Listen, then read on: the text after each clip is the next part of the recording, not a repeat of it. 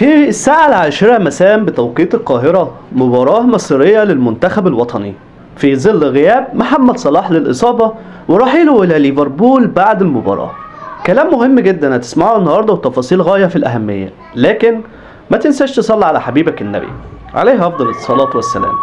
إصابة محمد صلاح في العضلة الخلفية وغيابه عن المباراة الراس الأخضر ومباراة دور ال16 واحتمالية غيابه عن باقي البطولة ده إن شاء الله بإذن الله إذا صعدنا للمباراة النهائية.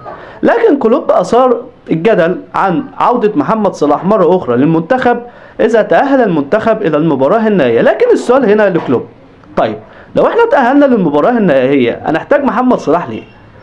دي رسالة مهمة جدا لمحمد صلاح، إن الدنيا مش بتقف على حد، وإن المنتخب هو اللي بيصنع النجوم مش النجوم هي اللي بتصنع المنتخب.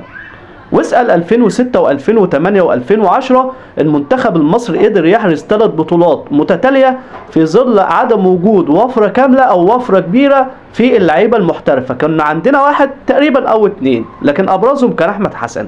علشان كده محمد صلاح أنت كنت قائد داخل الملعب وخارج الملعب، وجودك كان هيفرق مع اللعيبة نفسيا، لكن وجودك داخل الملعب في مباراة موزمبيق ما كانش موجود، وفي مباراة غانا أيضا ما كانش موجود.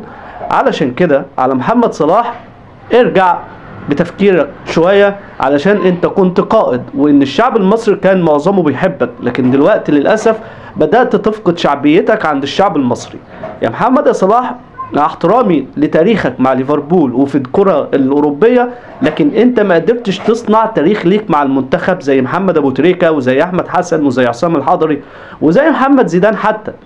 محمد يا صلاح فوق، انت بدأت تفقد شعبيتك عند الشعب المصري. مباراة مهمة جدا كنا نتمنى فيها الاستقرار، لكن صدقني اللعيبة النهاردة هتموت نفسها على الكورة، وهنكسب ان شاء الله في مباراة الراس الاخضر، وزيزو هيقدر يعوض مكانك وهيلعب احسن منك ان شاء الله باذن الله، لان اللعيبة دي عندها روح وعندها اصرار انها تعمل حاجة. ان شاء الله الفوز يكون من حليف المنتخب المصري النهارده امام الراس الاخضر. اكتب لنا في كومنت وقول لنا توقعك بنتيجة المباراة.